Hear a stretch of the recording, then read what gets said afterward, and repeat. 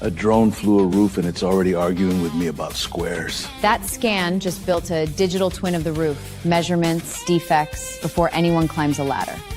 Ladder versus drone. Somebody's about to lose an argument.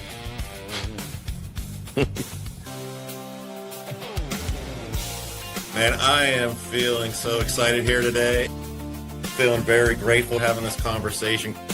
Grateful for the team at Division 7. Grateful for the industry. Grateful for my family and God for bringing me to this glorious day. Coming up this morning on The Tie-In, Ryan Resides.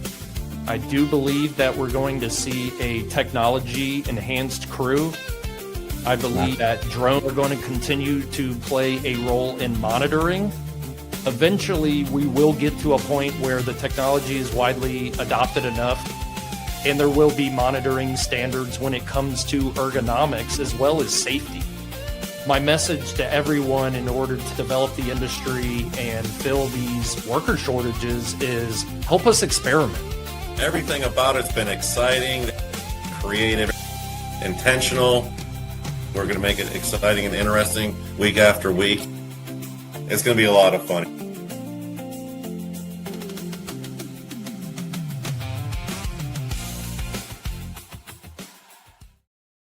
When the drone sees a roof before an estimator does, the trade doesn't shrink. No, it sharpens. Today, we're going to dig into what changes when the first look at a roof isn't a boot. No, it's a scan.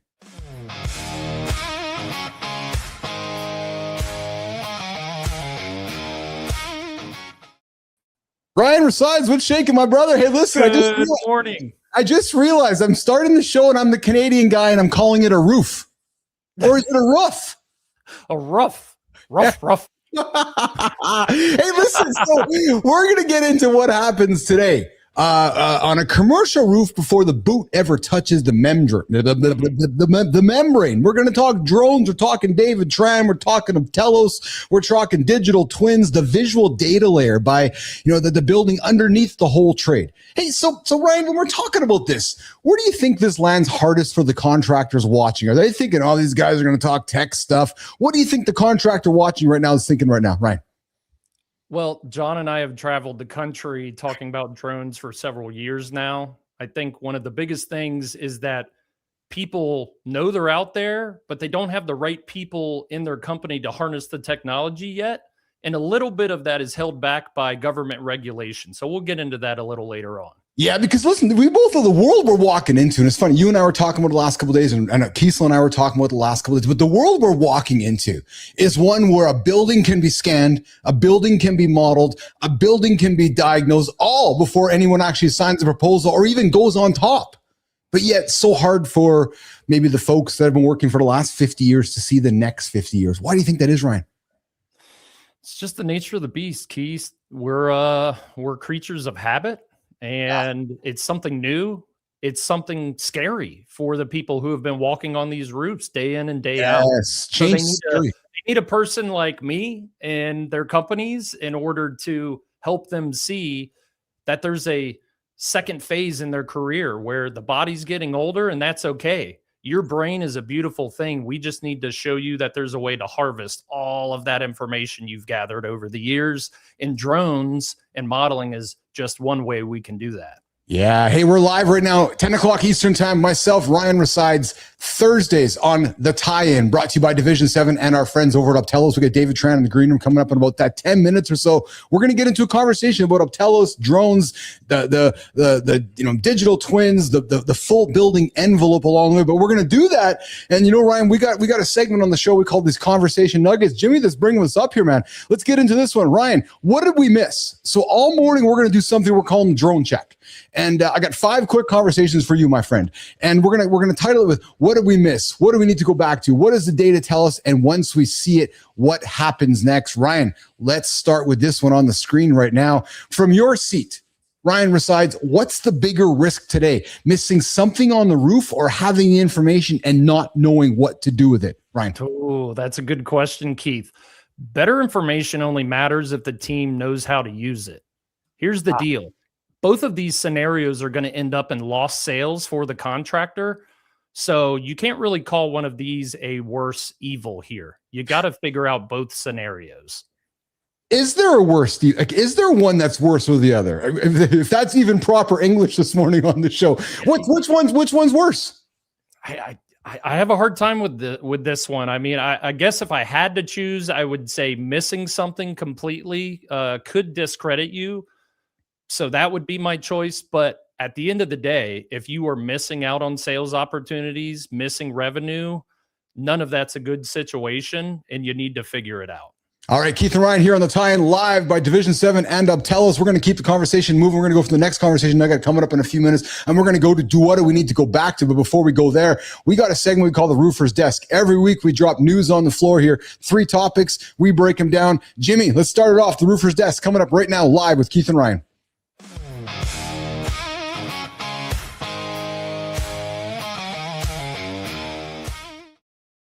All right, Ryan, so listen, we got the first one up coming here today is Ken Kelly. You told me yesterday, hey, Ken Kelly's buying back his own company. What? And is what happens on the back end of a PE deal that outran its thesis? Hector Randy set it up for Ryan's comments. Ken Kelly just bought Kelly Roofing back, 6 years after selling it to private equity. Recap in 2020. Whatever the plan was, it didn't survive contact with reality. I've seen what happens once the new owners stop answering the phone. Guys just start leaving. That's the part the sheet never shows. Culture walks out before the numbers ever catch up. Man wanted his own name back on the truck. Can't put a number on that. This one down, is this surprising to you? It was a little surprising. I guess with all of the investments from PE in our industry, I didn't see failures happening. It's possible at any investment level, though, but you got to give it to Ken here, defending his company's name and a savvy businessman move. I'm sure that he saw an opportunity here, not only to rescue the family business, but I'd like to assume he bought this at a lower a lower price than what he sold it for, and sees another opportunity to maybe do the same. But something to keep an eye on in the industry as PE continues to dive deeper and consolidate. Are we going to have more failures like this? What's going to be the story moving forward? We'll have to wait and see. Yeah, no question. Hey, good morning, AJ. I'm John Burr. I see you there in the comments. You're hanging out with Keith and Ryan this morning live. Coming up, David Tran. We're going to get into what the drone sees before you might. Hey, Ryan, sticking on the story here. Every contractor being courted by PE roll-up right now needs to hear the cautionary tale, which you just talked about, of an owner who sold, watched to go sideways, and bought this company back. Maybe more of this happens. Maybe it doesn't happen. What are you seeing out there? Who's to say? I'm not saying this is the first story of its kind, but this is the first one that I think is high profile enough that it's reached our ears. So we know Ken. We've definitely seen him out and about on the national stage. He's an active member of the roofing community. And that may be one reason why this one reached the news the way it did. But typically you find with PE companies, they have enough experience from a business perspective and hiring talent to get the job done. So it was a little surprising. We'll continue to monitor if this becomes a trend and report back on it at a later time. Yeah, and hey, Ken Kelly, apparently the friends at Division 7 know you. We'd love to have you on the show and have a conversation about this. We'd love to learn about it, how it came together, what happened, and maybe some knowledge, Ken, that you learned from that situation you can share with other contractors. All right, let's keep it rolling. Jimmy, data centers. Ryan, we were talking data centers yesterday. Oh, baby, I feel like I want to talk data centers on our episode. Anyways, data centers. Construction starts hitting $22.3 billion in July, the second highest month on record. Hector, Michelle, set it up for Ryan.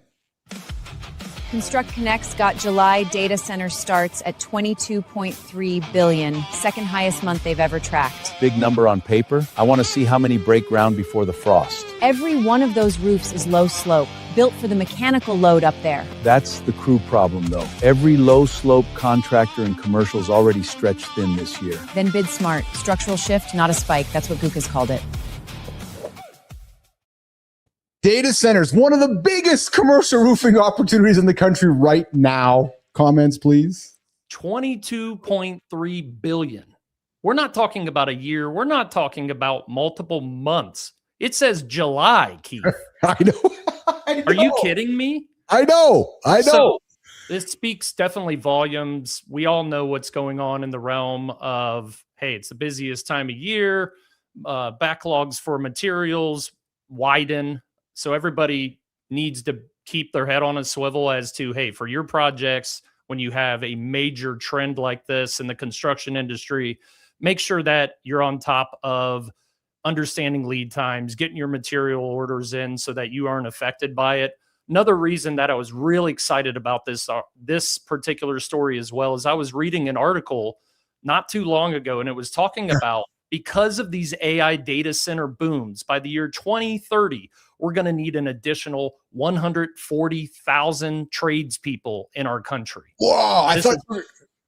Yeah. That's big time numbers there, Keith. So it's all the more reason that we as an industry need to embrace things like the National Roofing Apprenticeship Program. If that's something that you have questions about as a company, as an individual, if you'd like to get involved with it, with a company, you can always reach out to us at Division 7, especially John and some of his cohorts on that. He is on the board, advisory board of that, I believe, and we can give you some more information because there's a lot of opportunity. Companies can actually get grants to train people, and we can solve this problem, at least for the roofing side of things, and then build some really, really cool data centers that provide amazing capabilities for businesses big and small. Yeah, speaking of John Kiesel, guys, I know you're missing John. John's busy on a roof right now. Yeah, because Ryan's here. So Ryan's here. John's busy on the roof. He sure is. We had some nasty weather pass through Columbus over the past couple days, and unfortunately, one of our customers lost part of their roof. The decking peeled off. It looks like a corner of their building's a sunroom now. So we're working on helping them out with that. Coming up in about 4 minutes, we've got David Tran joining us. Just teasing you, Kiesel. We love John here. He's one of the hosts here on the tie-in with Keith, John, and Steve every single week live, 10 o'clock here on the tie-in channel as part of the Roofing Authority Network. It's funny, Ryan, because you talked about the 14,000 or 140,000 contracts. I thought you were talking about lakes, and I'm kind of joking, but not, because some comments, listen, we both know that the data centers are a touchy subject. We're looking at the comments here. We got somebody saying, we got AGM saying they suck up all the water here in my town, pollute the river with toxic chemicals. I hate data centers. And you know what? You're not the only one. And I think it's a conversation we might bring into the show along the way here, because here's the reality. And I hate to put the reality on the table.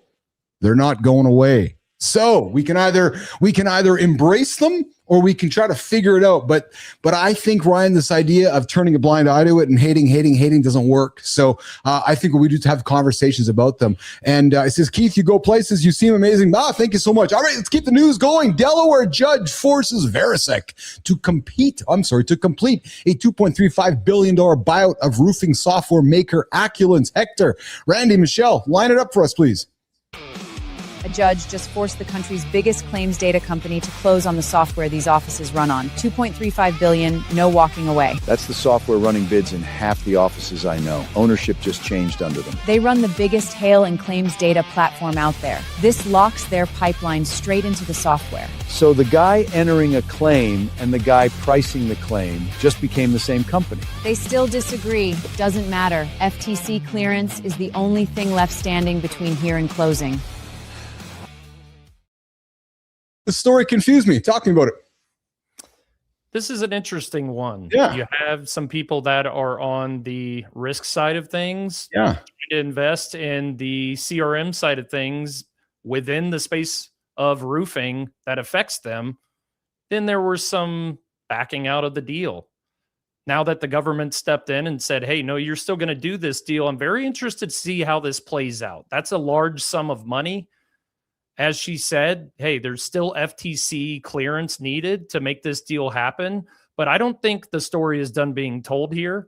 If it does go through, I'm very curious to find out, what does Verisk do with AccuLinks? How does this tie into the bigger insurance company play here as that data becomes available to them?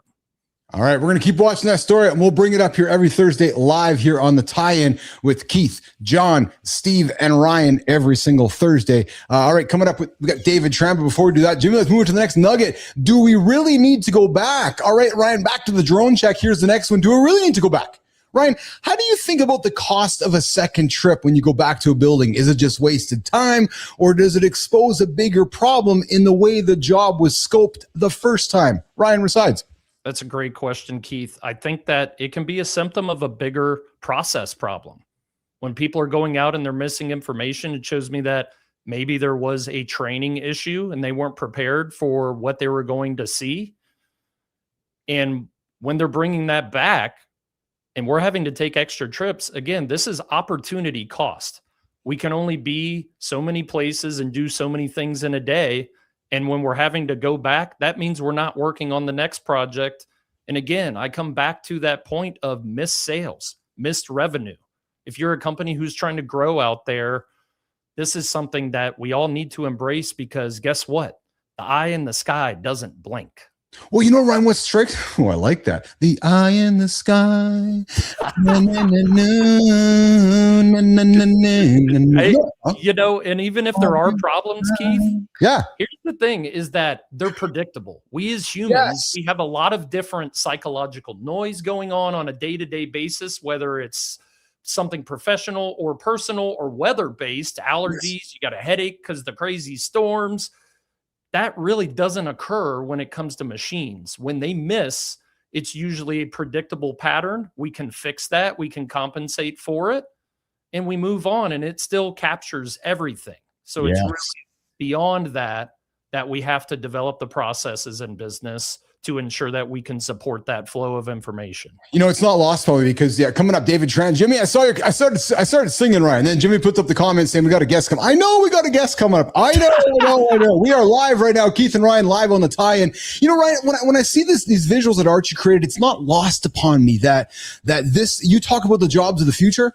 Like there's a guy sitting in a building in the future doing this work on the roof that we think yesterday we put the guy on the roof, right? And that's where I think people have a hard time seeing that, right? Which is, what do you mean you have a building with a bunch of drone operators scanning the building, creating digital twins, all built by Optelos? Somebody really can't see that right now, Ryan. But I think when you see these visuals, it brings it to life, doesn't it?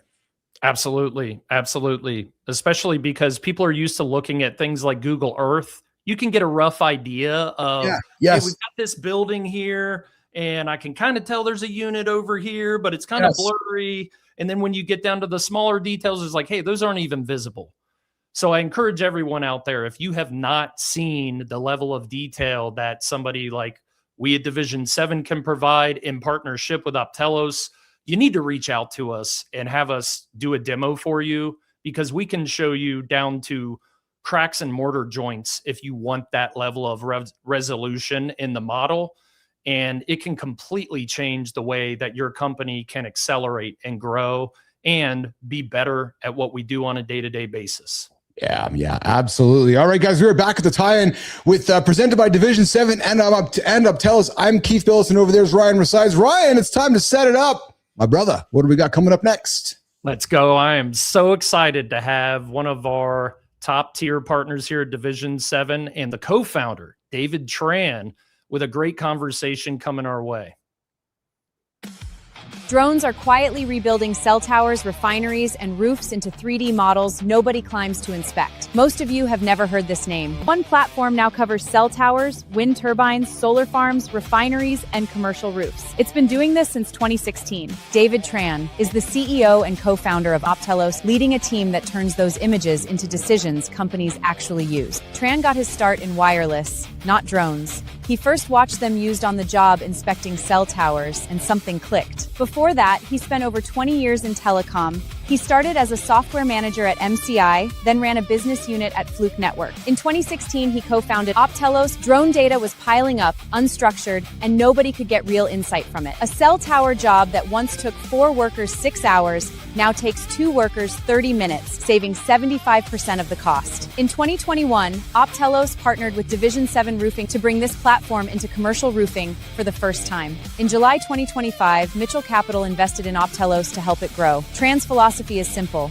Bad data leads to bad decisions. Today, we're sitting down with David to talk about what the drone sees before the inspector ever does. David, welcome to the tie-in. All right, Keith, David, and Ryan here live on the tie. And Ryan, are we going to arm wrestle? Who's going to nerd out with David Tran this morning, or am I just passing it over to you? David, welcome to the show, brother. Keith, Ryan, my friends, excited to be here. Man, nerd out. You speak my language now. Let's go. Let's go. David, Ryan, kick it off, brother. Ryan, kick it off. It's always a pleasure having a conversation with you, David, both about what we have going on presently and the possibilities of the future. So kicking this thing off the right way, before Optelos, you spent over 2 decades in telecom and network technology, starting as a software manager at MCI, automating network inventory, later running a business unit at Fluke Networks, huge company, and leading product marketing there. What was happening in that industry around 2016 that made you walk away and build a company just to make sense of drone data? Yeah, no, great question, Ryan. Yeah, when we started, again, I was running the business unit at Fluke Networks. We did a lot of work with the mobile carriers, AT&T, Verizon. If you kind of roll the clock back, 2015, that was really kind of when drones were starting to become a thing, right? The industry was trying to kind of take a look at, can we use drones to do all this visual data, visual inspection. So if you look at the AT&T at the time, what they have to do is they have to inspect their cell towers. And to do that before drones, they had to typically take 2-3 people. They have to rig up, gear up. They have to climb these towers. They're 200-300 feet high. And it's just, it's dangerous. You're putting workers at risk, safety hazards, right? You're taking 3, 4, 5 days to kind of get all this inspection data, and you have to do it for compliance when they have to redesign the cell towers and put up new antennas. So that really requires a lot of visual data, right? Basically capturing things like the height of that tower, how many antennas do I have? What's the vendor? So all that was really kind of done manually at the time. AT&T started using drones, and they quickly realized, hey, drones are great, but man, I'm getting massive amounts of data, right? Visual imagery, thousands of pictures. And at the time, they didn't know what to do with that. They were storing that on USB drives, on people's hard drives, and they just couldn't really kind of make sense of the data. So they reached out to us, and that's really kind of when I got introduced to the drones. Basically, that was kind of my first exposure to it. As we dug deeper, it was really I'm kind of a data geek by trade. I'm an engineer, but really kind of my background's data. And so this challenge really fascinated us. Go, hey, the challenge was really not the data capture, right? In fact, drones made that data capture so much easier, right? But now the challenge is, man, I got this volume of massive unstructured data. If you're kind of like me, right? Think about it. You got your cell phone today, you're taking pictures of your kids and that data never goes anywhere, right? It kind of lives in this black hole. And my wife says, hey, what's a picture of our kids 5 years ago? I don't know. It's probably on my phone somewhere, right? Yeah. So you kind of think about that in the what we call the built world. It's millions of times magnified, right? They have terabytes of all this data that's just doesn't live anywhere, and that they couldn't really make effective use of. And that's really kind of our first exposure. That's what got me excited about the opportunity here to really help customers solve that data challenge. Yeah. Hey, Ryan, can I jump in here for the question? For something David said when he answered your question was that they stuck to it. David, you stuck to a specific job, and business owners, entrepreneurs, when they start a business, they think that they solve a lot of problems, but yet we know solving one problem is the key. You guys discovered solving the one problem for the cellular industry. And what I find fascinating about it was, what was it about that specific job that told you that the real business wasn't the drone? It was actually making sense of everything that the drone captured. And to me, there's kind of 2 lessons here. It was, we need to solve one problem. Let's then monetize it and grow from there.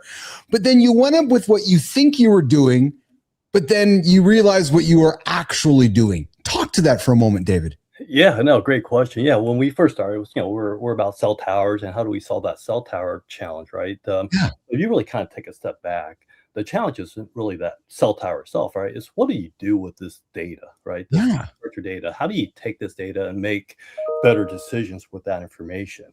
And so you kind of then extrapolate that out to the rest of the world. And this is the way we talk about it is we're kind of, you take a step back and you think about what we call the invisible built world, right? Just think about all the thousands of cell towers that have to work together to deliver your mobile service. Think about the miles, hundreds of miles of distribution and transmission utility grid to deliver power, right? All the infrastructure that requires for you to drive safely over bridges. Think about, of course, commercial roofing and building, the facade, conditions of the facade and the roofing. All those, there's just massive amounts of infrastructure that has to be safely and efficiently maintained. How do you do that, right? That was, if we took a step back, that was really what we saw was it's challenging, right? Most of these assets were built years ago. How do you safely and efficiently maintain those assets in a way that allows you business to scale without always having to dispatch people, having to add more resources to do those types of inspections? So before we kind of even talk about drones and digital twin and all the cool things that I think we're going to hit on today, you just really kind of think about the challenges. How do you maintain this built world, right? It's really staggeringly complex, right? In terms of all the things that have to come together, the massive amounts of data that has to get collected. And that was really the challenge that we saw was, how do you provide insights to this data, right? It's not about the data, right? No one wakes up and go, man, I'm going to go out and I'm going to build a digital twin, or I'm going to collect out, right? That's really not what people are trying to do, right? They're just trying to get some insight from that data so they can basically solve these challenges.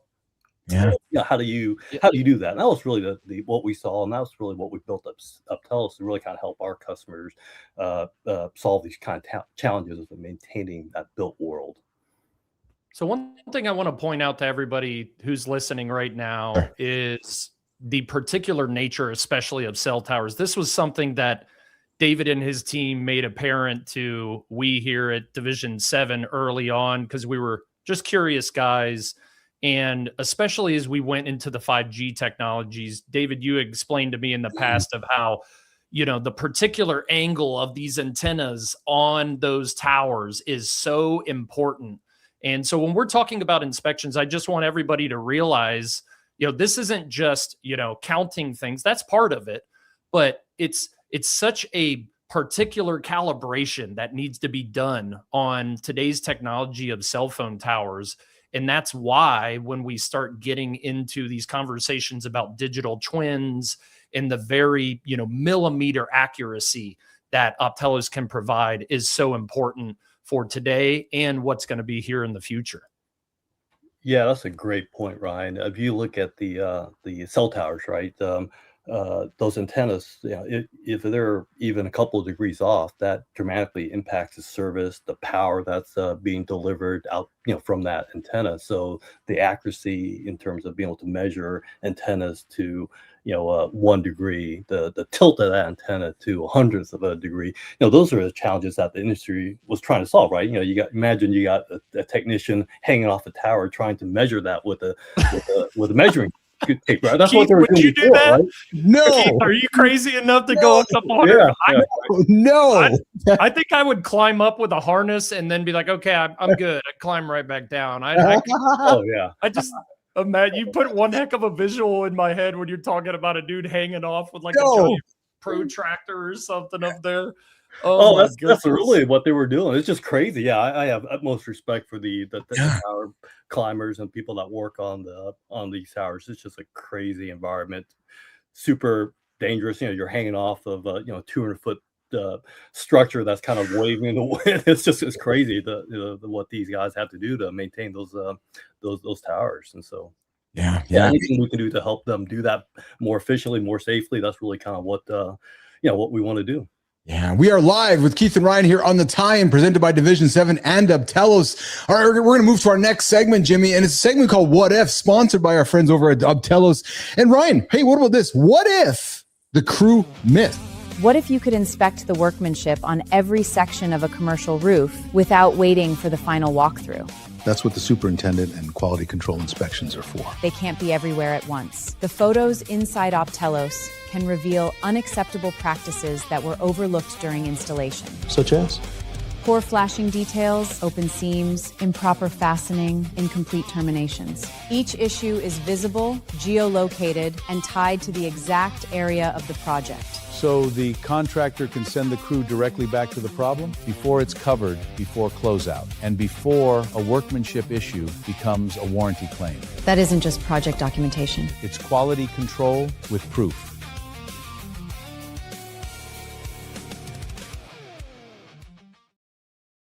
And David, let's stay here. What if this segment? What if the crew missed? David, why don't you start off? This segment brought to you by Optelos. Break this segment down for us, David Tran.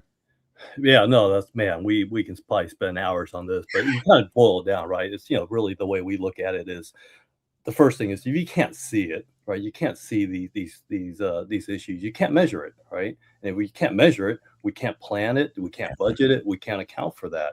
And so this is for us about being able to see these conditions through the different captures, right? The drones, mobile devices, then be able to take that and measure it through digital twin and AI, and then basically allow the output to deliver these types of actions. So for us, it's really about those concepts of, gotta be able to see it.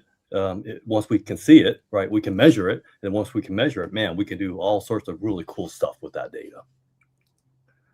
Absolutely, right. David. I'll tell you from a contractor's perspective, I'm basically going to repeat what you said in different words, right?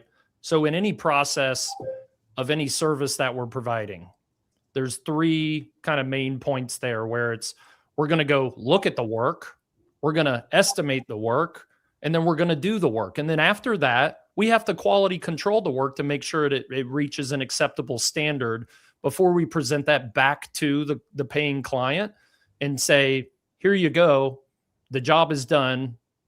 And, we get on to the next activity there. So this provides us a world where we don't miss these things. And the best part about it is not only are we seeing things from a visual perspective, there are different ends of the electromagnetic spectrum that we can utilize, thermal and other things like that also plug into the Optelos environment, that are just more tools in the tool belt, making our job that much easier, making our quality control and processes that much tighter. So it's a bad thing when people miss, though, Keith. These are nightmare scenarios for us, depending on what it is, right? Small service contract, not a big deal. We'll probably get another chance with the client. We can clean that mess up. But when we start getting into industrial warehousing, massive multi-million-dollar contracts when it comes to new construction or re-roofing, if something starts going wrong and continues going wrong, we're talking about massive insurance claim or cash outflows that could seriously damage or even shut down a company depending on their size. Interesting. So, what I'm wondering, guys, is maybe, so we've been dropping a word on the show, and Ryan, you live in the word, David, you live in the word, and I live in the word, but maybe somebody tuning in right now is not living in the word. And the word I'm talking about is digital twin.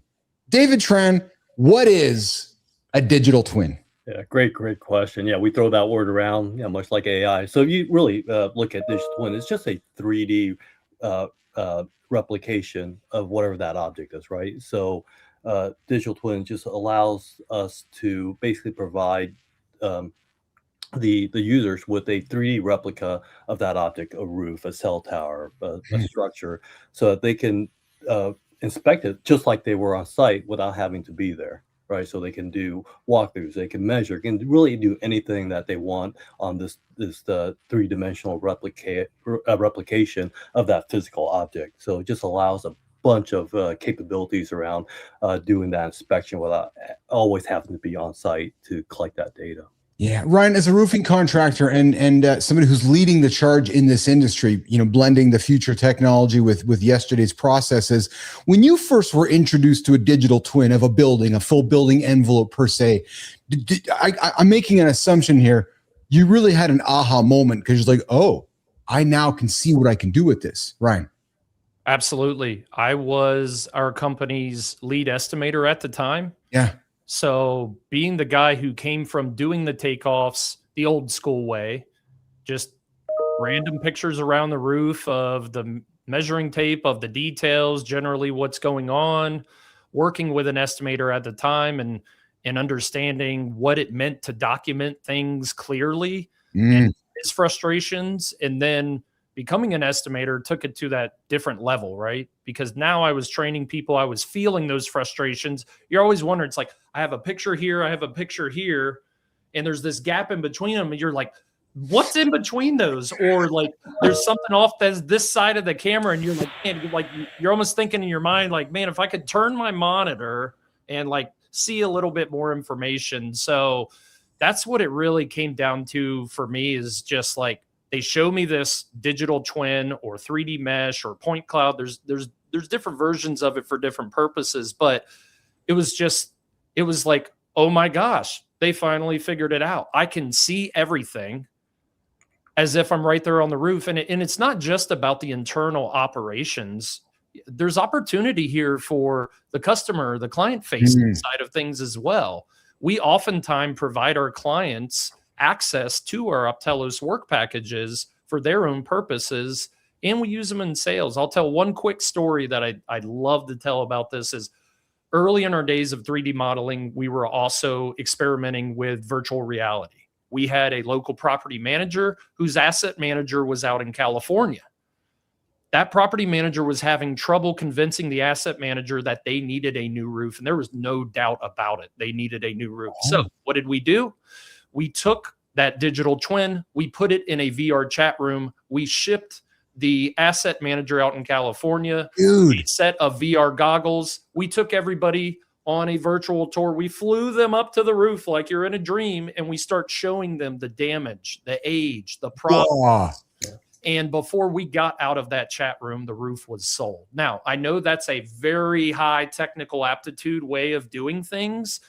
It's only becoming easier, and it's actually very simple on David's platform to get in there and just on a video call, share your screen, show them the 3D models, zoom in, talk to them as if you're standing on the roof, and think about the possibilities. And rather than going there and burning all that time, it's like we could run 10, 20 of those video calls a day.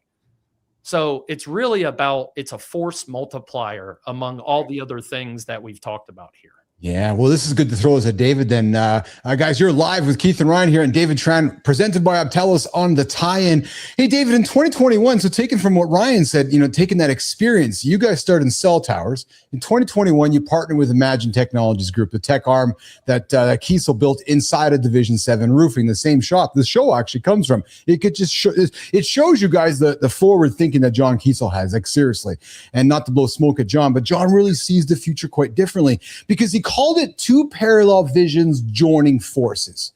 Now, David, you spent years building this for cell towers, utilities, oil and gas, and then Kiesel knocks on your door and says, hey, what about the commercial roofing industry? So what made commercial roofing worth building for you guys so specifically, David, at Optelos? Oh, yeah, no, great. I mean, we love working with John and Ryan here to really kind of expose us to commercial roofing. But because if you look at commercial roofing, right, it really has the same dimensions, the same challenges as all these other industries, where you need to inspect that roof, right? You want to eliminate things like retrips, right? That's costly. That's the same thing with cell towers. And you want to get that data once and be able to use it over and over again for different purposes.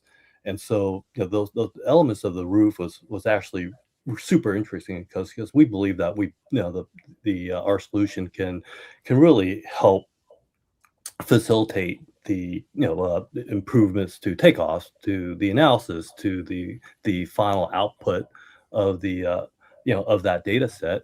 And what we really saw was the ability to and I think Ryan did a great job of explaining this, highlighting this, is that, man, showcasing that to the client, right? When's the last time a client walked the roof, right? Saw what was really on their facility, roof, facades, parking lots, what we call the building envelope. Man, when's the last time the clients really were exposed to that in a visually compelling way? And we felt like all those elements really kind of came together for us with the Optelos platform and helping, Ryan and John really fulfill that vision. Yeah. Hey, you guys can join our show live in the comments. Come join the show, The Tie-In, every Thursday live at 10 o'clock Eastern time, or you can find us on the roofingauthority.network. Come say hi. Come drop a comment. If you want to be a guest on the show, come knock on Kiesel's door, my door, or Ryan Resides' door. And of course, you guys looking for some great building envelope, digital twin technology, connect with our friends over at Optelos. Jimmy, let's go to the debrief. We're going to go to segment 3 with our guest today, David Tran.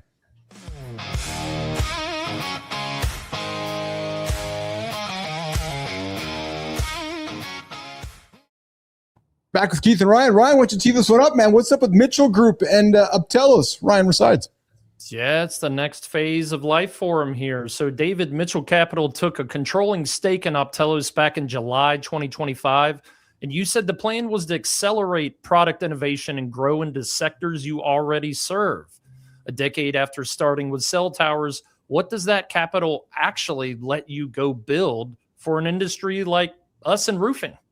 Yeah, no, great question. For us, we really kind of, as we, kind of looked at the industry and kind of where it was going a couple of 3 years ago, it's really around for us, around the building out our digital workflow. And what does that mean? Right? For us, it means really kind of 3 things. It means applying artificial intelligence, AI, computer vision in a way that makes sense, right? Not just, drawing a box around an image, but how do you take that and overlay that on top of a digital twin to provide context to where those issues are, right? So be able to inspect an image through artificial intelligence, computer vision, and then projecting those defects and issues and conditions on top of a digital twin, so you have context. And so we're making a lot of investment around AI and computer vision as it relates to digital twin. The second is really around mobile. So mobile being empowering the inspectors, the folks on the roof with mobile devices, not just drones, but mobile, right? To capture, to do, apply artificial intelligence and to make these scans and combine that together into a unified data set. And really for us, the third element is touching on AIs. You hear the term AI agents a lot, right? These workflows, and that's really one of the big investments we're making, is be able to automate these workflows, what we call democratizing AI, so that just like you're using ChatGPT to ask it a question, you can do the same thing for roofs, right? Show me roofs that have AC issues across these date range, things like that, right? So being able to really kind of extract all that information from a chat interface rather than having to go and look through a bunch of pictures. So really for us, it's really investing in the world of AI and applying that to inspections, roof inspections. Yeah. Hey, David, I want to throw a business question at you, because there's a contractor, there's a business owner listening to our conversation right now, and you made a significant business decision in July of last year. You gave up controlling stake to a business partner. And as a founder, as a business owner, as somebody who's starting a business, that's a big decision to arrive at. Now, without getting into the the nitty-gritty details at your business, but there's somebody listening right now that was in a position you were in, or was in a position to look into the future, and it's like, I don't know, I'm having a hard time with this decision. David, maybe it's a good chance to give some business coaching or some advice. What did you learn from that experience? How did you arrive at that? Regrets? I know that Mitchell's part of your team. Not regrets, but maybe just reflection, David. Yeah, no, it's a great question. Yeah, no, it was a hard decision for us, right? It was, do we continue kind of in our current size and growth and try to do that organically? Yeah. And that takes time, right? Yes. To do that, and takes resources. And as we took a step back, we said, man, this the space that we're working in and delivering solutions for is massive, right? Man, we believe that through Mitchell and the investments that they're making at Optelos, we can accelerate what we're doing. And because if we can accelerate, we create a massive, what we call enterprise value for everyone, for the owners, for our shareholders, and get there much faster than we can do independently. And so the decision was really around, hey, how do we accelerate what we do and ultimately generate much higher enterprise value for our shareholders, for the owners, and ultimately for our customers? Just do that faster. And look, like anything else, right? When you do these things, it's a marriage, right? You got to find the right partners. We took a long time in making that decision. And Mitchell's the capital has been great. We love working with them. They're really truly wanting to help deliver kind of this promise that we're making. So yeah, it's been a great journey. We loved every moment of it, and yeah, absolutely, it's been fantastic. Yeah, and before I throw it to Ryan for the last question, I want to follow that up with just something you said there. Would there be any advice or any words of wisdom you would offer somebody who was in a position you were a year ago, which was if somebody would have told me this, it would have helped me with that on the spot? Can you think of anything, David? Yeah, oh man, a lot, but probably the biggest here is that the pace of innovation, right? How quickly that market's moving, especially AI, is just we underestimated, frankly, how fast that market's moving. I wish a year ago we would have accelerated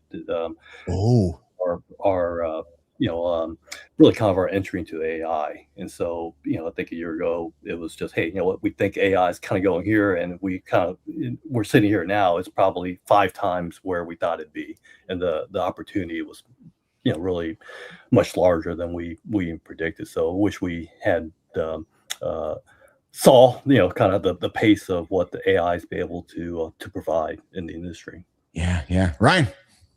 Yeah, amen to that, David. We feel the same way over here. Every time we go to build something and have an idea for it, 3 days later it appears on the internet, and we're like, well, don't need to build that now. Yeah.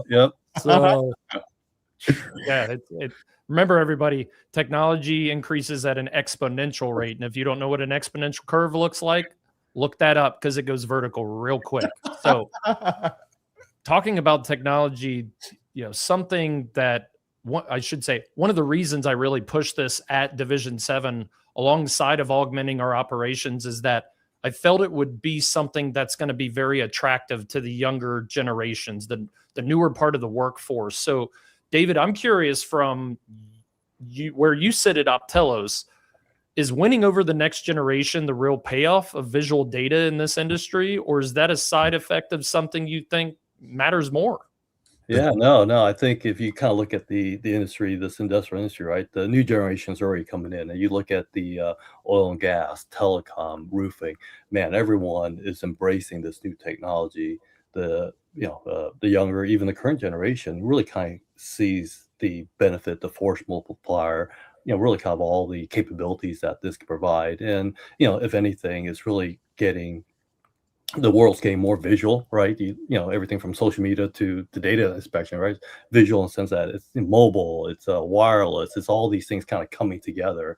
And yeah, we see the current generation, and probably the ones coming up here, they're fully embracing it. No one's kind of asking what AI can do anymore. It's just, man, how do we apply that to solve our problems? And it's being adopted at a very, very fast pace. Ryan, when you asked that question, and it's kind of dawned on me, because the way you asked the question to David, you really preface like, that's the future of the roofing industry. It's data, it's visual, it's actually a guy sitting in a room controlling drones and robots to make things happen. And I think about the work that Optelos is doing. Like David, you guys are building that future, because Ryan's right. That young guy coming up, that 30-year-old, 40-year-old, that 25-year-old is like, oh, I don't want to go do the blue collar stuff. It's like, wait a minute. You mean I can sit in a room and look at data and play this cool visual stuff and play with AI tools and build digital twins? That's pretty cool shit. Sorry for the language. That's pretty cool stuff. Sorry. That's pretty cool stuff. That's exciting. Exciting. Stuff, right? So, like, David, you guys are building that future in many ways. Yeah, absolutely. You asked about the investment with Mitchell. That's exactly what we're using that investment for, is really kind of helping to build that future around visual and AI, and having that come together to solve these challenges. And yeah, that's exactly it. It's super exciting, man. This is I've kind of been in the industry a long time, and man, this is probably the most exciting, in terms of the changes to technology all coming together, and everyone's excited. No one's a lot of that, people don't want to be left behind either, right? Everyone else sees the pace of this, and frankly, the reason is that it is it does add value, right? People wouldn't be using it if it didn't add value. And I think, Ryan, you're experiencing this every day in terms of, man, how can we apply more of this technology to add value to your customers? And so, yeah, it's a fantastic time to be involved in this space for sure. Yeah, my excitement. Backing off what you said there, David, there's a new form of exhaustion that's being reported on now. People are so excited Yeah, to keep using these AI platforms and agents that apparently they're staying up 24/7, especially on the coding side, because they don't want to let these things rest. They're accomplishing so much. And there was actually one of the higher ups at Anthropic recently in an interview I was watching with him that said the people who are embracing this are going to become like demigods in the workplace. So super exciting times. I'm certainly guilty of staying up way too late. And I appreciate my wife because she's the one who has to deal with everything else while I'm sitting there geeking out, trying to improve a great business. So thanks for that, babe. So and my excitement got the best of me. So some choice words, Jimmy, we'll cut them out later. But David, am I really a nerd if I confess to you that a couple years back I took a drone and I went and scanned one of Western Canada's largest cemeteries down the road because I wanted to create a digital twin and create some coolness. So I went and created a digital twin of this big cemetery using drone technology. So when I heard we were going to meet with you today, I was like, oh, there's some cool stuff we can talk about with David Tran here today. So I know a little nerdy stuff. I know it's exciting times. Hey, David? So, yes, you are a nerd, but yeah, that's us, man. We love nerds and geeks. And, man, that's let's go. So, Ryan knows it. Yeah, so that's awesome, David. We're wrapping up, my friend. This was awesome. Is there anything we didn't talk about, get to, that you want to make sure we get into the show here today? And before we do that, and we can find you at inspectwithoptelos.com. But anything that you want us to get after that we didn't get into today before you leave today, David? Yeah, no, I mean, I thought we first of all, thank you for having me on the show. I truly loved it. It was awesome. But yeah, no, I think for us, the one thing that we do want to make sure people are aware is that it's super easy to get started. Right? You don't have to be a data scientist. You don't have to know how to fly drones. You don't have to do any of those things. We can help you with really any stage of that journey. So it's super easy to get started. Don't fear about things about digital twin or AI or anything. Yeah, that's what we do. So we keep it super simple to get started. So yeah. Awesome. Ryan, closing comments for David. And we got some comments from John Kiesel in the comments there. But Ryan, before I get to Kiesel, I know we can't get rid of the guy. He's just always around. Ryan, I love it. David, really just a thank you to you, my friend, for joining us here on the show. We always appreciate your partnership. We always appreciate the conversations and the innovation that you bring to the table and helping us take our industry to the next level and also help solve that labor force problem. So thank you for your time, and I look forward to talking to you here in the near future. Fantastic. Ryan, Keith, thank you. Really enjoyed it. Yeah, David Tran's exiting out of here. And before we get to Human Eye or Digital Eye, we got John Kiesel in the comments, Ryan, and he says, we'll be reviewing a tornado hit building this afternoon with a client because it was too unsafe to get up on the roof, and they are going to use Optelos. So I don't know about you guys, but that seems like such a duh. Like, of course, it seems so obvious. Right? If you live in Tornado Alley, why you wouldn't be using the Optelos platform is beyond me, frankly. Ryan, Resides, like obvious? Yeah, pretty obvious, especially when you see these 3D models come back. And, the funny part is before we can get up on a damaged structure, whether it be wind or fire, somebody with special initials behind their name has to clear that. So in this case, it's an engineer. And the best part, we flew the building. We were looking at the bar joists. We already knew that several of them were compromised, and we had to inform the client, hey, I can't get up there until you have this engineer on site. And by the way, he's likely going to find some things, unfortunately, that slow down this process. So we'll be prepared to talk about those options with you of how we can navigate the scenario. So once again, living in a world of speed and visual data, it just makes us look that much better and, most importantly, service the client at a higher level. Awesome. What a great story. Hector, Randy, why don't you walk our guest out this morning? David Tran. You didn't sell me a promise. You brought proof. 40 years, I worried something like this would make guys like me obsolete. Turns out, it just backs us up. Two guys chasing the same idea from different industries. That's not luck, that's timing. I've sat in rooms defending specs that never got tested. Yours did. That's rare. This one's earned. Wear it your way. Come back when the next idea is ready. We'll make room. Anytime, David. I thoroughly enjoyed that, brother. We're going to come back to that conversation with David, trying to catch up on that in a few minutes. But before we do that, let's keep our nuggets rolling, pal. Human eye or digital eye? And let's go back to that segment, the drone check. When technology gives you more information than the person in the field had before, how do you keep experience and judgment from getting pushed aside? Ryan, Reside. This is a similar theme to the last show I was on, Keith, where this isn't about replacing people. This is about augmenting them. I oftentimes will use the words force multiplier, and that's exactly what this is. So technology should sharpen experience, not replace it. And when you have drones, you have platforms like Optelos out there, that's exactly what it does. And we can show you how to do that because we've done it for several years now. You know what I like about Optelos, Ryan, is that it gives a contractor or a roofing business an opportunity to really, and again, I'm the new guy, so please correct me if I'm wrong here, but it opens up a brand new revenue stream for a company that might not even be considering it. Right? So, okay, we bring the platform in, we bring some new hires in, we now start to embrace technology in the future, and what a wonderful way to add just a simple new line of revenue to your business. Am I wrong with that? You are not wrong. You are not wrong. There are many opportunities where different property owners desire certain types of imagery about their properties, especially when you get into national portfolio owners. They do not have physical assets on that level in order to get the information that they need without spending a lot of money. It provides a very cost-effective way for them to get eyes on everything on the outside of their building. So we get requests oftentimes. It's not just about the roof. We get calls about walls, landscaping, parking lots. Now, some of those areas of a property we are not qualified to make professional comment on, but some of these things come down to common sense when you look at them. And we can provide that service and latch on to a little bit of additional revenue. Yeah, no kidding. Hey, you're live with Keith and Ryan here on the Tie-In every Thursday at 10 o'clock Eastern time. We got John, Keith, Ryan, and Steve every Thursday. Today, we got our show sponsored by Division 7 and our friends at Optelos. And now, Ryan Resides, we are taking us above the line. Ryan, Jason Clayton. Who's Jason Clayton?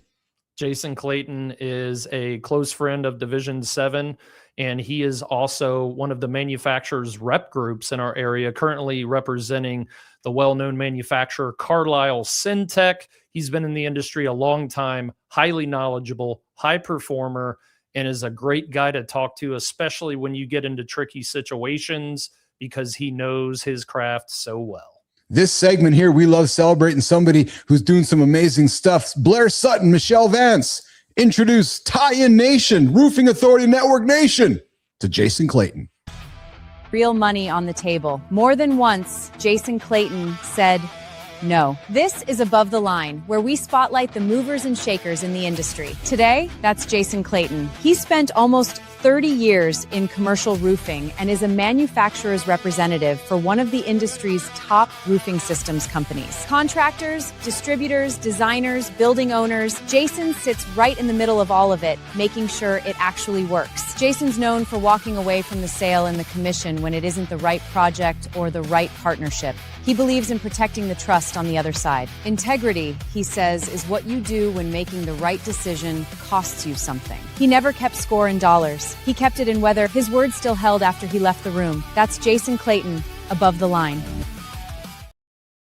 Jason Clayton, we're celebrating you, my friend. We'd love to have you on the show and have you celebrate somebody forward on this new segment we called Above the Line, where we take the old Tie-In Roofing Authority light and shine it on awesome people in the industry. And Jason, today we are shining it on you. All right, Jimmy, let's move to the contractor read so Keith and Brian, that's my dad. Keith and Ryan can break down the conversation we just had with our friend David Tran this morning live. On a tower? That's what he said. Yeah, he's probably right about most of it, but a file can't feel a soft deck. I've caught one walking a roof.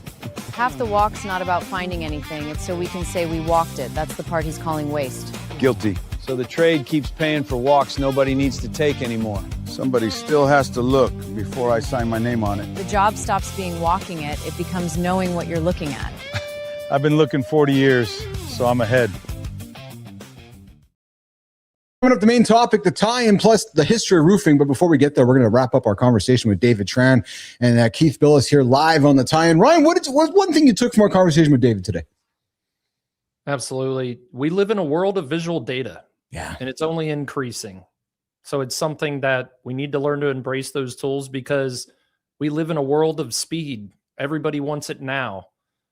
We're already facing a labor shortage. So if you can figure out a way, which we here have, and other contractors who have embraced technologies like drones and platforms like Optelos around the country, we can meet those speed demands. We can show people things. Seeing is believing when it comes to building owners, when you're asking them for 6 and 7 figure contracts. So that's what I really gathered here. And the fact that they're taking on partners like Mitchell Capital to help them accelerate their platform gets me even more excited to be one of their partners in the industry, because maybe I'll get my hands on something new before everybody else does. Maybe they'll let me test that out and I get to geek out a little bit. So yeah. What I took from it was, and again, as the outside newbie looking at this industry, you know, we have a company who's like, okay, there's opportunity in the commercial roofing industry. So they jump into it and do some great work with you guys at Division 7. But what I really enjoyed was how we wrapped it up with David. They're creating the future. And what I mean by that is that I'm hearing from you folks about labor shortage. We can't get guys to work or women to work. We're having a hard time getting people to work. But there's a whole generation of, what do you want to call them, white collar workers, blue collar workers, knowledge workers that are going to be excited to go, wait a minute. I can go work in an industry that typically would be one, like, and I would be that guy, frankly. I would not be one who might lean into like a lot of that physical blue collar work. But if you said to me, hey, Keith, you can go sit here and work on digital twins and use drones to gather data and create visual, solutions for clients. I'm like, that's roofing? Yeah. That's pretty damn cool. And that to me is what's exciting about what Optelos is doing, because you can't see it. Right. But there's a whole bunch of 20, 30, 40-year-old people that are like, I want to be a part of that. That's what's cool to me, Ryan. Absolutely, Keith. And we're at a point where the software end with AI and people like Optelos are on the precipice of joining where the hardware end is in robotics. And I'd say within the next 10 to 15 years, not just in commercial roofing, but across all industries, you're going to see an absolute explosion happen where those two components come together in a fusion. All the pieces are being laid. When you start looking at companies like NVIDIA and the processors that they're making, and the data centers we talked about earlier, the cell tower technologies, all the pieces are there. It's only a matter of time here before it all comes together, and we're going to see some insanely cool things happen. Well, good segue then, because the roof has a memory now. Jimmy, the next nugget, because, again, we talk about the last 50 years. Oh, it's a dumb roof. It's just a roof. No, it's not actually, because you think about the roofs of tomorrow. They're smart roofs. They're digital roofs. They have memories to them. Ryan, if you can look back and actually see how a roof has changed over time, does that change the way you think about advising the customer? Because, Ryan, roofs now have memories. Amen. Amen. This is time travel. It is time travel. I grew Back up to the Future, man. I wish we should have queued up that song. So I wanted to be in time travel, and there we go. David Tran and Optelos are building a time travel company. They don't even know it. I love it. I love it. So this is a great image on the screen that we have here, giving an example of a same roof over time. So what this does for us is the time travel joke. On a serious note, we're always advising people in the present. Hey, this is what you have going on. Based upon the conditions that we're seeing, we think you have this much life left in your roof, and you need to fix these things. But sometimes that can be a uncompelling argument to people who have to spend the money. When you can show them what those changes were over a period of time, especially when we're looking at 5, 7, 10, 15 years, and you start showing them that information. Again, like I said earlier, for these people, when you're asking them for big dollars, seeing is believing. These people are not getting up on their roofs. It's always word of mouth, individual photos. So when you take that to the next level and you add the element of time to it, I like to say it becomes reality for them. And they understand the argument of this is the correct way to take care of your asset and your end user, your end client who is inside the building. Yeah, exactly. You are live on the tie-in presented by Division 7 and Optelos. We just wrapped up a wonderful conversation with David Tran from Optelos. Ryan, let's keep the show on the road. Jimmy, let's move to our main topic, which is a topic we're going to lean into today, what the drone sees before you do. And it goes like this. Every roof gets walked before it gets bid. Every bid this trade writes comes from one place, an estimator's eyes. That's the whole game. And the drone just showed up to referee. Reads the roof in 12 minutes, finds the water 6 weeks out. And the eye that made the numbers the one that missed it. So a guy with 40 years of eyes on hundreds of roofs, he's the one that's got to change? Not on his own. He changes the day the owner asks for the proof instead of the price. We're going to be the first ones in the trade to have this fight out loud. Long as it's over coffee.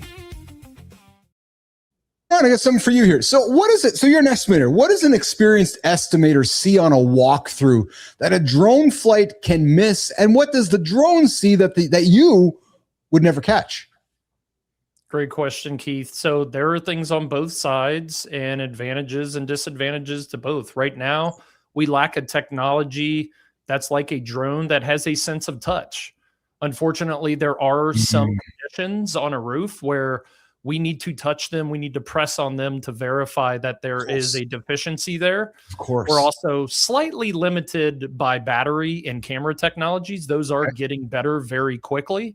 So when it comes to a boots on the roof inspection, even though we are visual most of the time, if we see something that looks suspicious, we're going to walk up there and we're probably going to step on it, right? A lot of times in roofing, there are very small voids and laps, and we're going to put our boot down on top of that. We're going to see if it pushes water, as we call it. Because usually there's going to be a little water in there. It's like, oh, yep, there is a tiny little void in there, and we know we have to do something about that. That's going to be very tricky in today's version of drone inspections to find, and that's something that people oftentimes throw in our face, and that's why we remind them, hey, this isn't about replacing a boots on the roof inspection. This is about speed. Yeah. This is about giving that cursory inspection to different people who need a general condition analysis in a quick manner. And it also allows us to point the estimator at the smoking gun, right? So no longer is the estimator spending his time, a lot of time on the roof, looking at everything. It's like, hey, we see all the things that are obvious. The drone caught that. There may be some smoking guns that we need to take a closer look at, and then the boots on the roof is pointed in those few specific areas, making us more effective and efficient with our time. So who wins the argument, the drone report or you, when the reports disagree? That's a good question. With what we have going on today, I would tell you that when the drone sees something, we always have to go and confirm it with a boots on a roof. Yeah. I think, like I'd said earlier, we're on the precipice of this blend of the AI and the software end of things coming together with the hardware end of things. We work with a robotics company who is constantly talking to us and helping us develop ideas that probably in the not too distant future, we are going to have autonomous robots roaming roofs with a sense of touch. 100%. With AI that is going to get that job done. And I mean, I don't think anybody's going to be mad if they don't have to walk around in freezing cold or 100-degree weather, sweating like a football player in August. You know, like that's not fun. And that's something we talk about with the next generation. So for now, though, you got to verify it, boots on the roof when something seems off. And oftentimes, you know, especially in like thermography, it's like, hey, we call it an anomaly for a reason. We don't come out and say, hey, that's wet insulation. Yes. The right vernacular. Then you send the guy up on the roof in a pointed manner. We verify, yes, there actually is wet insulation, or yes, there is a problem here that we thought we saw. Yeah. I have to assume, again, so one of the themes of today's show clearly has been the evolving of jobs, the evolving of the future with this, with Optelos, we would both agree is kind of creating the future of this industry. I'm making an assumption here. An estimator's job is changing too, because what I'm thinking is that in your tool set is a drone. Right, where yesterday was a big backpack drone, now it's like a mini drone. You show up on a job site, you launch your little fly in the sky, you do your thing. Like I got to think, Ryan, for a future estimator, if we're talking about somebody who's considering getting in the industry like yourself, it's more a tech job than it is an old school job in many ways, Ryan. That's exactly right, Keith. So we're reaching a standpoint where, because of the technology we have at hand and the information gathering is basically being done for you, we're getting to the point where once we can integrate the measurements from the models into the estimating softwares, which is one of the largest time sucks of an estimator, now you're left with what makes an estimator a good estimator, a true estimator, which is, hey, I know how to master the material list. I know how to set the labor correctly. And based upon where we're at in the country, who's bidding against me, and some other variables, here's where we're going to set that profit margin and ultimate price. So that is the fun part of it. That's the competitive spirit of an estimator / salesperson and the experience component of them. So it really starts whittling down the busy work, if you will. For intelligent people out there, it's like, it's cool at first. You get to use these really cool softwares and you're tracing lines. And then you start realizing like, well, wait a minute, all I'm doing is tracing lines here. Like, where's the fun part of it where I'm putting the labor in there and I'm imagining myself up on that roof and checking with teammates on big bids of, hey, do we have this right? Do we have a good chance at winning in this? That's where the real magic of estimating happens. And it's going to provide people more and more time to concentrate on that rather than worrying about how to manipulate a software and draw lines and boxes and other shapes. Yeah, but somebody still has to own it. So let's head to the last part of the drone check, this wonderful series that Archie put together for us today. Because Ryan, let's talk about role ownership. When everybody has access to the information, it's like, oh, we all got it. How do you make sure somebody actually owns what happens next, Ryan? Yeah, more visibility can actually create more confusion unless responsibility is clear, Keith. Oh, well said. Whoa, well said, brother. That's the bottom line. So we here at Division 7 are very big on ensuring that our processes are very clear, concise, and simple as possible. So you have to outline those responsibilities. You have to outline, and especially as a manager or an executive of a business, pay attention to the handoff moments. That is where things go wrong, right? So design your processes to include these pieces of technology. We're getting to a point where you can have automatic workflows, but again, pay attention to the handoffs, pay attention to the tie-ins. That word resounds on many different levels here at Division 7, and there's a reason for it. Pay attention to the tie-in live every Thursday with Keith, Ryan, Steve, and our boy, John Kiesel, who started this whole thing off here, leading off the charge here on the Roofing Authority Network as part of the Mornings in the Lab Live Authority Network. Jimmy, let's move into some history of roofing. Ryan, I love looking past to look to the future.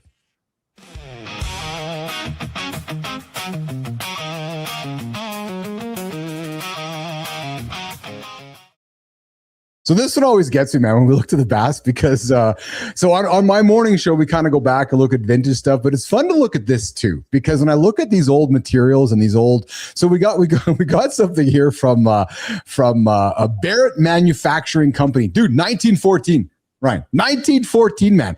And look at this. So the price notice was issued by Barrett Manufacturing Company, formally announcing advance increases in roofing material prices effective at specific date and time. But look at these prices, man. So they list prices across spec felts, tarred felts, 2 and 3 ply roofing. So dude, like, you're an estimator. Is your estimating sheets including tarred felts and you're laughing. I'm thinking not. That Division 7 was built on hot work, but that was well before my time here. Yeah, so yeah. I think there may be 2 guys in the company who still know how to swing a mop, and John is one of them. I know he is. And the other one would be the legendary production director, Craig McGinnis here. But outside of that, man, we smashed up those kettles a handful of years ago. So the materialist is looking a bit different, but dealing with price increases is not something that's ever gone away. I mean, you think about it, back in 1914, we were about to hit a pretty big event known as the Great Depression, or maybe the start of it had already happened leading up to it. So inflation is nothing new to us, and battling like, well, what's the price right now? What's the price going to be when we think this thing's going to happen? It's always a puzzle to solve for an estimator. So love when John Kenny posts things like this. It's so cool to sometimes see. It's like, this isn't a new problem, guys. We've been dealing with this for over 100 years.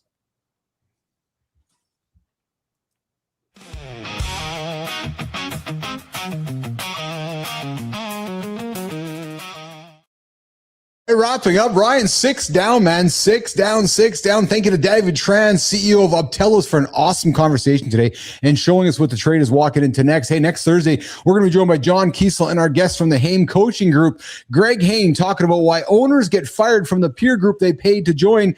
And hey, thanks to the entire team at Division 7. Ryan, wrapping it up, closing comments from you today, pal. This was fun today. A lot of energy today. Yeah. Thank you, Keith, and thank you for the energy from you. Pleasure as always. Looking forward to the next show. If anyone listening right now doesn't know who Greg Haim is, he was a consultant in the industry for many years, went out and did his own thing as it applies to gathering peer groups, both with tier 1 contractors around the nation and smaller and newer companies to the industry, helping them grow. This guy has done it for decades. He knows what he's talking about. So I encourage you to listen to the conversation involving 2 titans of our industry alongside Keith. What? Hold on a second. 2 titans alongside Keith? What? Ryan? Ryan? I thought I was one of the titans. Anyways, John Kiesel and Greg Haim next week, along with myself, Keith Bilous, the host of The Tie-In. Thanks to the entire team at Division 7. Ryan, you were awesome today, man. Melissa, Carter, Jimmy, and Archie for pulling the whole episode together. And this is The Tie-In presented by Division 7 and Optelos. If you want to join us live on the platform, and hey, I want to thank Jim Mabar, who's joined us in the comments for the entire show. I've really appreciated your comments. Spartacus was there as well. Spartacus joins our morning show community. And I think I saw B Drive out there as well, and Pew Pew's out there as well. So guys, thank you for joining our show this morning. We are live every single Thursday, and if you want to join us live on this platform, reach out to John or any of the team at Division 7. Stream our show live at 10 o'clock Eastern time on Thursday, and you can find us on demand at theroofingauthority.network. Ryan, close us out, my friend. Thanks again for joining. We'll see you next time. Take care. See you, everybody.